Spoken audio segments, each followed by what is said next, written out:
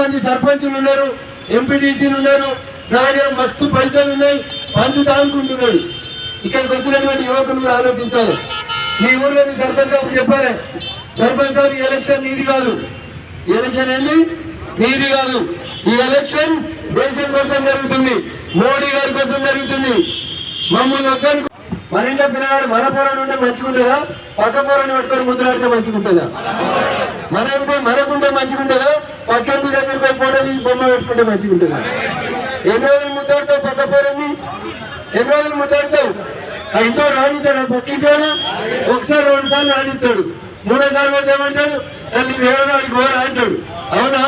అందుకని మీ ఎంపీ ఎవరు గెలవాలి? పైసలు గెలవాలన్నా పువ్వు గెలవాలన్నా? ఏది గెలవాలి? పైసలు గెలవాలన్నా పువ్వు గెలవాలన్నా? పైసలు ఇస్తే తీసుకొని సర్పంచులారా ఓటు దేనికి వేపియాలి? ఓటు దేనికి వేపియాలి? నీళ్ళున్నాయి కానీ కూడగలి వాళ్ళకి నీళ్లు వెళ్ళి ఒక 10 రోజులు పంట పొలాలకి నీళ్ళు వస్తే రైతన్న బాగుపడతాడంటే నీళ్ళు ఇచ్చేందుకు మనసు వస్తలేదు. కానీ టీఆర్ఎస్ నాయకులు మాత్రం ట్రాక్టర్ల ఇసుక దండిగా కొట్టేటువంటి కార్యక్రమం వాగైనా మొదలుపెట్టి నడిపిస్తా ఉన్నారు. ఎవరి పని వాళ్ళు చేసుకుంటూనే ఉన్నారు. అధికారం ఉన్నప్పుడు ఒక రకంగా, అధికారం కోల్పోయినప్పుడు ఇంకొక రకంగా.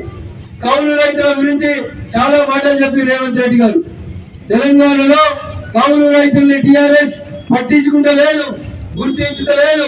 కానీ మమ్మల్ని తీసుకురండి, మేము అధికారంలోకి వస్తే కౌలు రైతులకు కూడా 12,000 రూపాయలు పంటకి ఇస్తామని చెప్పిండ్రు రేవంత్ రెడ్డి గారు. 500 పోయింది, 15,000 పోయింది, 12,000 పోయినాయి. ఇంకా ఏమిస్తామన్నారు? వరి నష్టపోయిన రైతన్ను ఉంటే ఎకరానికి 25,000 రూపాయలు ఇస్తామని చెప్పారు.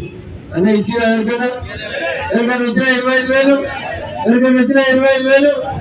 ఇంకో మాట చెప్పిండు రేవంత్ రెడ్డి, మీరు ఇంకొక నెల ఆగురి. కొంతమంది తొందర పడుతున్నారు, బ్యాంకులకు 1,00,000 రూపాయలు లోన్ ఉంటే జల్దీ కడుతున్నారు. కట్టకుండ్రి, నేను మాట ఇస్తున్నా, ఒక నెల ఆగుండ్రి. నవంబర్ లో కడితే మీకు 1,00,000 రూపాయల లోన్ మాఫీ అవుతుంది.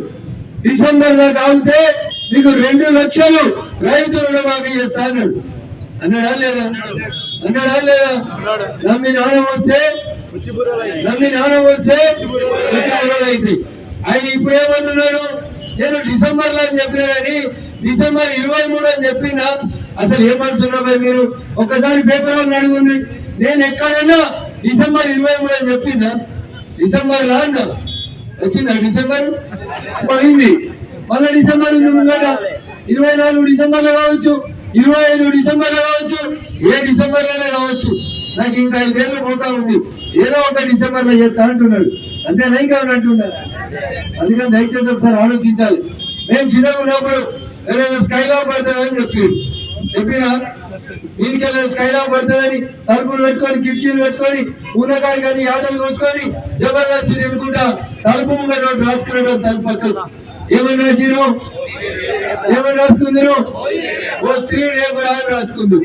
ఇప్పుడు రేవంత్ రెడ్డి గారిని రైతులకు ఇచ్చేటువంటి 2 లక్షలు మాఫీ అయితే ఎప్పుడైతే అంటే వచ్చే డిసెంబర్ లో అయితే అని చెప్తాడు ఆయన. నేను డిసెంబర్ లో చేస్తానన్నా, ఎందుకు తొందర పడుతున్నారు? ఇప్పుడు ఎవరున్నారు? ఏం నెల ఇది? ఏప్రిల్ నెల, మళ్ళీ డిసెంబర్ దాకా ఆగురి. మళ్ళా డిసెంబర్ లో ఎవరైనా అడిగింది అనుకోండి, ఇప్పుడు ఏమైనా ఎలక్షన్లు ఉన్నాయా? ఆగురి 25, 26 పోతామంటారు. అందుకని దయచేసి కాంగ్రెస్ అంటేనే మోసం, మాట ఇవ్వడం, మాట తప్పడం కాంగ్రెస్ కి కొత్త కాదు. 2001 నుంచి 2004 ఎలక్షన్ల దాకా కరీంనగర్ దాకా వచ్చి సోనియమ్మ చెప్పింది ఏమని? మీ మనసులో ఏముందో నాకు ఎరకైంది, మమ్మల్ని గెలిపించి ఢిల్లీ పంపూరి తెలంగాణ ఇస్తా అన్నది. ఆమె మనసులో ఏముందో మనకు అర్థం కాలేదు, ఎందుకంటే ఆమె తెలుగులో చెప్పలే, హిందీలో చెప్పింది. మనం అనుకున్నాం మన మనసులో తెలంగాణ కావాలి, 2004లో గెలిస్తే తెలంగాణ ఇస్తుందేమో సోనియమ్మ అనుకున్నాం. ఆమెకి ఇంకోటి అర్థమైంది, ఆమె ఢిల్లీకి పోయింది, గద్దెనెక్కింది, తెలంగాణ ఏమంటే సేమ్ రేవంత్ రెడ్డి లెక్కనే. మీ మనసులో ఏముందో నాకు ఎరుకైందని 2004లో చెప్పి 2014 దాకా దాదాపు 1,400 మంది పిల్లల్ని చంపినటువంటి ఘనత కాంగ్రెస్ పార్టీది.